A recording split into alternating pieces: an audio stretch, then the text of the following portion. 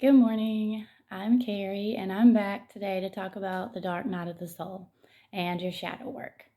I think that this is probably the most important video so far because this is going to help you the most. It helps you break free of the chains that you've had around you your whole life and maybe didn't even know it. It's the end of the world as you know it, um, but it takes this work to level up. So buckle up, let's get into it. So the dark night of the soul, you can also refer to it as a come to Jesus moment. This is the real come to Jesus moment. It's often triggered by life-changing events. Mine started when I went through a divorce, my second divorce, in fact. And a death, loss of a job, loss of friends, anything can bring you to this moment. It's when you decide that you've had enough and you're ready to surrender to God. Um, it's when God isolates you. You pray for your purpose, you become closer to God, you are not around your influences. You have to self-isolate from everybody and everything. Of course, I still had to go to work and stuff like that, but I stopped hanging out with my friends. I stopped doing a lot of things that I was doing just to self-isolate. God will set you aside so that you can clearly hear His voice and not have the other influences around you, so you can build a better relationship with Him. This is a time for you to meditate, time for you to pray, a time for you to just be in solitude, honestly. It's a collapse of the perceived meaning of life, breaking out of the matrix, indoctrination, and waking up. And I don't want to confuse this with being woke because that's a whole separate movement. Waking up is shedding all of the things that you've been taught your whole life that were probably bullcrap, things that you learned in school, things that other people told you that you had to be, just conforming to society. And I am a big nonconformist. I've never liked a lot of rules. I question everything. I think that rules are things that other people put in place to control you. And that's what's happened to you most of your life is other people have tried to control you, even if they were doing it in a loving way. That's because that's what they were taught, and that's what they thought they needed to teach you. Some things are done by the government because they're actually put in place to make you think that you need to, live, die, and pay taxes, and that's it. And that's not what life is about. Of course, you have to work to make money, but you should love what you do. You should be free of those constraints and what people tell you you have to do, because that's not the only way to do it. God has a purpose for you, and we all have a different purpose. Don't ever compare your life to other people. Um, don't compete with other people. Don't question, why do they have this and I don't have this? It's because you're on your own purpose. You're supposed to come into what God has for you in God's perfect timing. Those people are probably not even on their path. um, let's see. You have to begin doing your shadow work in this period. And we all have light and dark in us. No matter how much you shine your light, you still have a dark side. You still have things that have hurt you. You still have bad habits. You still have things that you need to let go that are not serving your higher purpose. So during this time, I had to forgive others for things that they had done to me. I had to forgive myself for things that I have done to other people, make amends for those things, start, just living it one day at a time, one foot in front of the other, trying to make the things that you've done to other people or you've done to yourself right again in any way that you can, either by, course correction and not doing them again, or reaching out and making apologies, trying to get to the root of why you did that, where you learned that, did it come from a hurtful place, things like that. You need to forgive for yourself Forgive other people that have hurt you without an apology, because you'll probably never get it. And even if you do, they hurt you for a reason, either because they were hurt or they were trying to manipulate you. So it could just be more manipulation.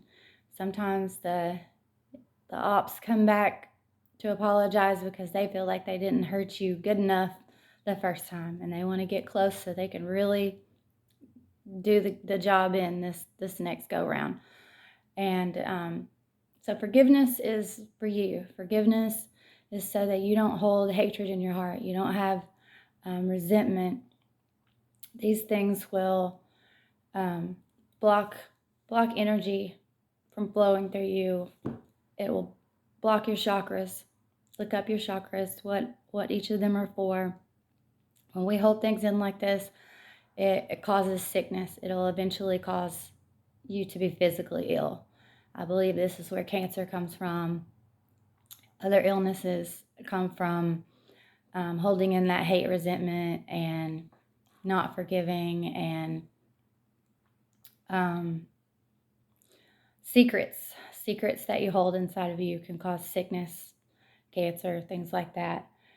You have to stop dropping all of your vices, things that you have used to cover up that pain, whether it be drugs, alcohol, caffeine, sex, anything like that. Anything that you go to make yourself feel immediately better when you're sad about something or you're mad about something. I can't talk about alcohol enough because, and I'm not saying you shouldn't drink at all. I'm not trying to take all the fun out of your life, but you need to hit the reset button on that and gauge what is good for you and what is not good for you, your levels.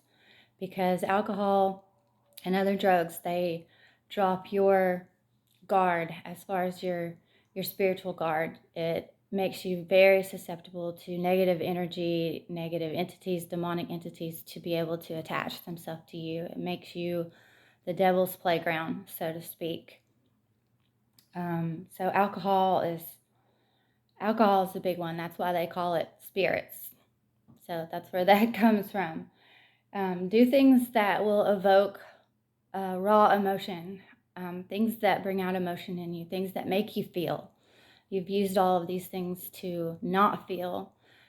So you need to do things that will bring those things out of you. I listen to, sometimes it's sad music, sometimes it's just music that has lyrics that really, hit home as far as what you've been through.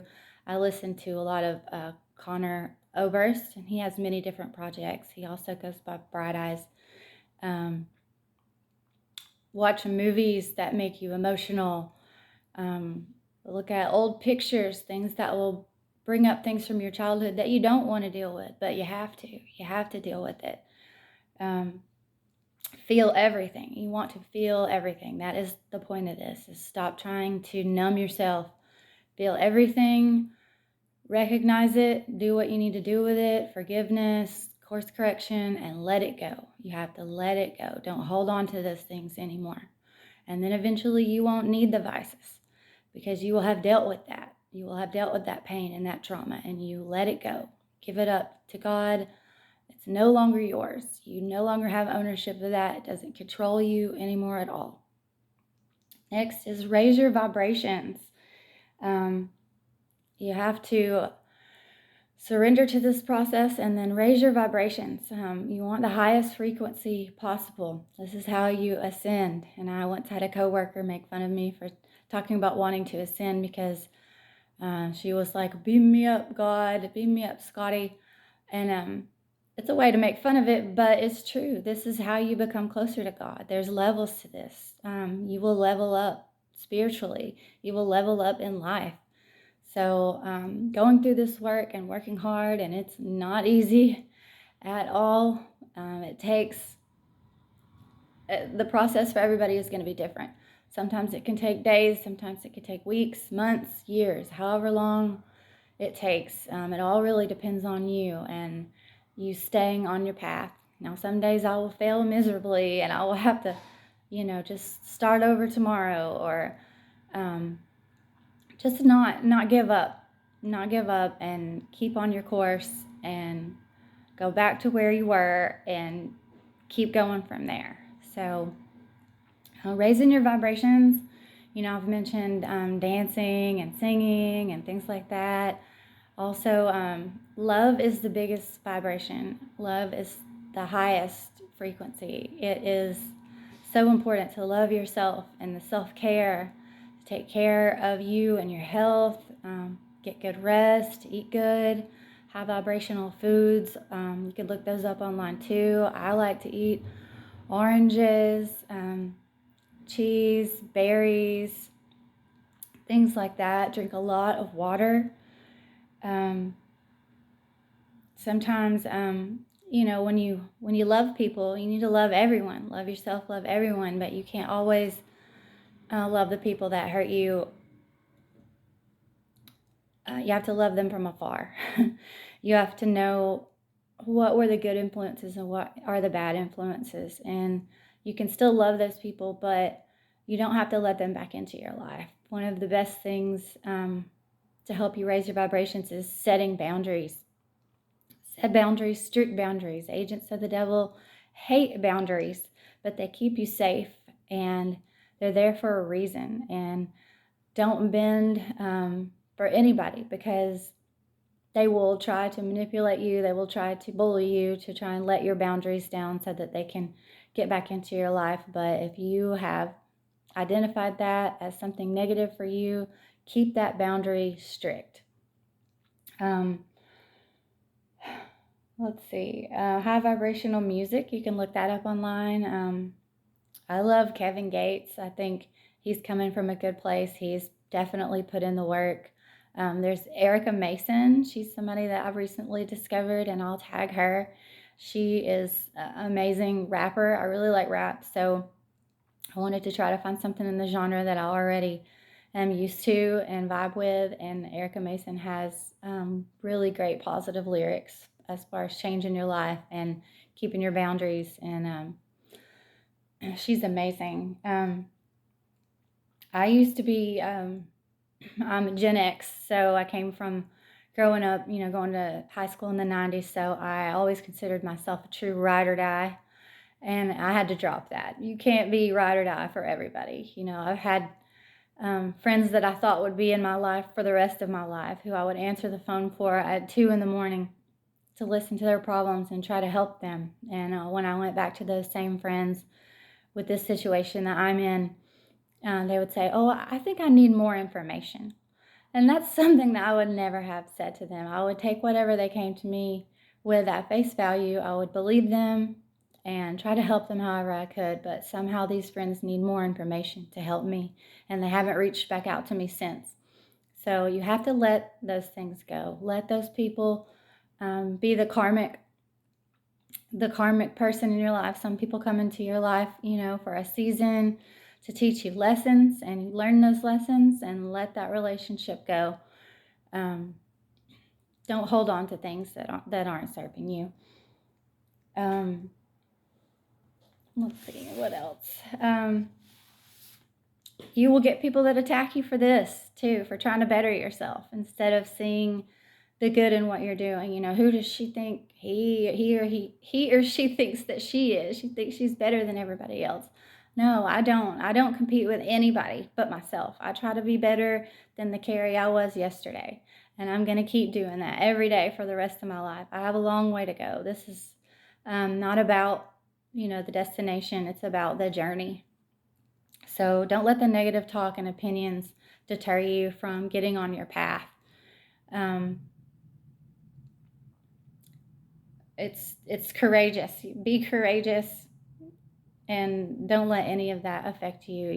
This has really helped me. God has trained me for this point in my life, because when I went through a divorce 7 years ago, I went through the slander. I went through the lies being told about me, and I know the playbook now. So it doesn't affect me anymore, because I know exactly what they're going to do. I know exactly what they're going to say. I know exactly what the gossip looks like. And I've had good reception to this channel so far, and I love it. And even if it's mainly ops watching, you're making my views go up, and people are People are curious. You should always be curious. I forget who said that, but it's in Ted Lasso, and I really like Ted Lasso. It's a very uplifting show, too. But people need to be curious and not judgmental. And that's very important. I don't believe in bad publicity at all, because look at Kanye. Kanye admits that he fell into a trap as far as getting to where he is, that his mother was a sacrifice. He's been outspoken, almost every day of his life, and he doesn't apologize for it, and neither should you. You should always speak your truth, always stand in your power, and know that just because you made some bad decisions, it's never too late to turn around. It's never too late to repent and start living your life right. When people talk bad about you, all it does is lift you up. All it does is level you up, because God makes your enemies your footstool, and He prepares your table in front of them so they can watch you eat, and they don't have a seat at that table. So don't let the negative talk discourage you at all. The devil is trying to make you give up. That's the whole point. So he will use those people to try and make you go back to the old you. But you have to let the old you go. Love that inner child. Fight for that person that is hurt and traumatized. And be nurturing to yourself. Be your own cheerleader.